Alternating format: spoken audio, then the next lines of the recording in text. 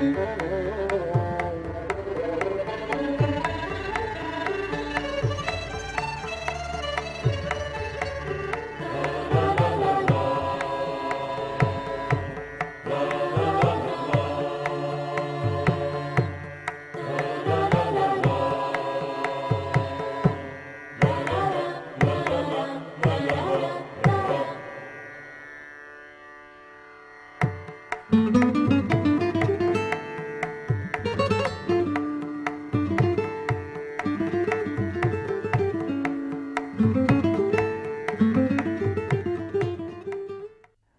Bangalore, the roads, footpaths and drains of our neighborhoods are in really bad condition. The Bangalore Mahanagara Palike, the BMP, does spend a lot of money every year on taking care of these neighborhood areas under a program called the Ward Works Program. Wouldn't it be great if we, as the residents of these areas, could prioritize which items need to be taken up for such maintenance activities? This field report is precisely meant to do that, to get your recommendations on precisely what needs to be done for the roads, the footpaths and the drains in your neighborhoods, to convert this into a costed ward work in exactly the same way as the BMP would do it. Most areas in Bangalore have a resident association which meets regularly to discuss and deal with relevant issues. The resident association of the area can decide which road should be covered by which team. Each team should consist of 2 members. We follow Mr. Venkatramanan and Miss Sumita to see how they go about filling in the field report. The field report deals with our roads, footpaths and drains. Both sections of the form, the condition column and the recommendations column, must be read carefully. The details of the existing conditions should be filled in first, followed by the recommendations section. The form is easy to fill in, but requires focused attention because the quality of the citizens' ward works list depends on the accuracy of the field report.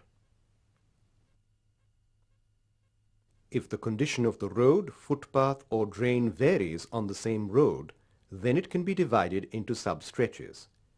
A substretch should not be more than approximately 500 meters. A separate team can survey each substretch. The easiest way to measure the road or footpath is by strides. One long stride is approximately equal to 1 meter, and placing 1 foot immediately after the other would approximately equal half a meter. Mr. Venkatramanan and Miss Sumita count manholes, debris, electric transformers, trees, etc. as obstructions on the road. They also enter their remarks on parking spaces, garbage bins, road humps, lighting, etc. One can stop after every 20 meters of the substretch and count these. This information will be compiled and passed on to the relevant authorities.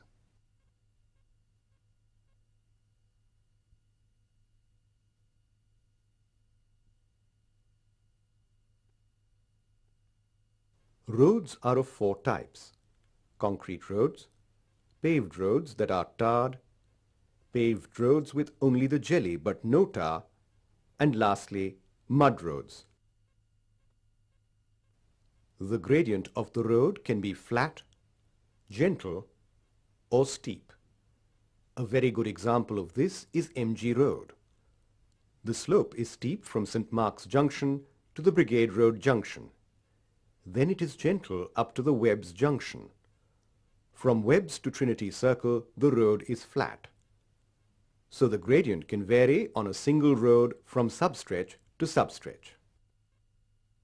Mr. Venkatramanan and Miss Sumita also check the camber of the road. A camber is a gentle arch with its highest point at the center and tapering towards the sides. This allows rainwater to drain off smoothly into the side drain. The water that Miss Sumita pours slips off immediately, showing that the camber is adequate.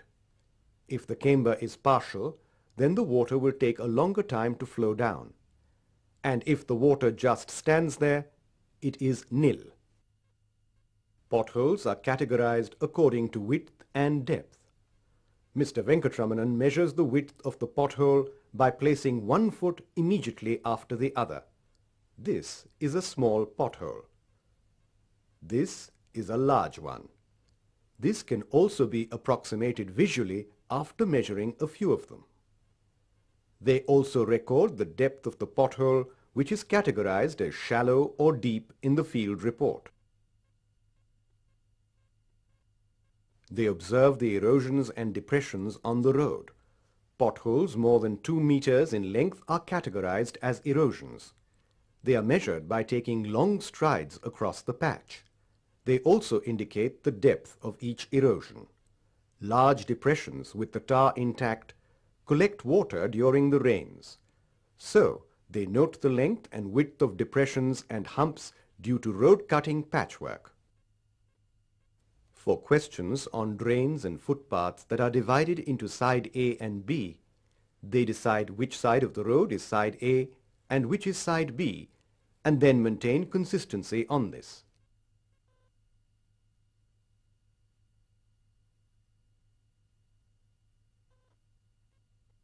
Footpaths in Bangalore are either at road level or raised with curbstone edging.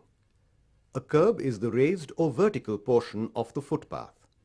Footpaths can have different types of surfaces: stone slabs, concrete blocks, or just earth. After surveying the footpath, they indicate what portion of the total length is uneven.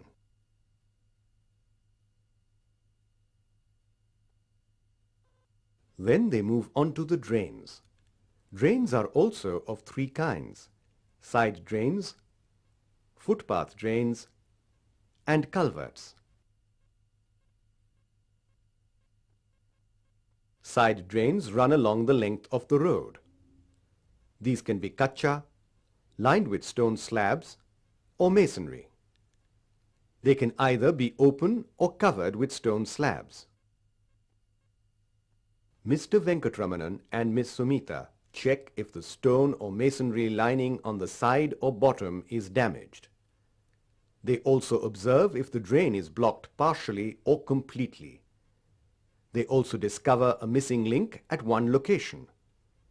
A missing link is when a drain doesn't exist for beyond 2 long strides. The footpath drain runs under the footpath, along its width, and routes water from the road edges into the side drain. They note the number and condition of the entry and exit points of these. A culvert is another type of drain. It runs under the road, across the width of the road connecting the 2 side drains. Culverts are commonly found at crossroads. They check the culverts and whether the cover slabs are at level with the road. After completely filling in the data in the left column, they take a break before filling in the recommendations. Recommendations are based on the information they have collected on the conditions of the roads, footpaths, and drains of that substretch. This will enable Janaagraha to effectively cost the work required for that area. For example, if a footpath made of mud is on level with the road and is covered with vegetation, the cost calculated will be for the removal of the vegetation and paving of the footpath with concrete blocks. Mr. Venkatramanan and Miss Sumita take care that the recommendations do not contradict the description provided of the substretch. For instance, if they have described the camber as being adequate and recommend that it needs correction, the data is invalid. They meticulously recheck their field report to avoid such errors before submitting it. Thank you. That wasn't too difficult, was it? No, not at all. It's very simple. In fact, the format, the way they made it, anybody can follow it. Great. Well, dedicate one Sunday of yours to this exercise and make a difference to your locality. Don't you agree, Mr. Venkatraman and Ms. Sumita? Yes, I fully agree. I think all of us need to do this. If you too want to help improve your city, participate in Janaagraha. Contact your resident association for more details and clarifications on the form. For more information on Janaagraha, dial 354-2381 or 354-2382 or email us at janaagraha@bsnl.net.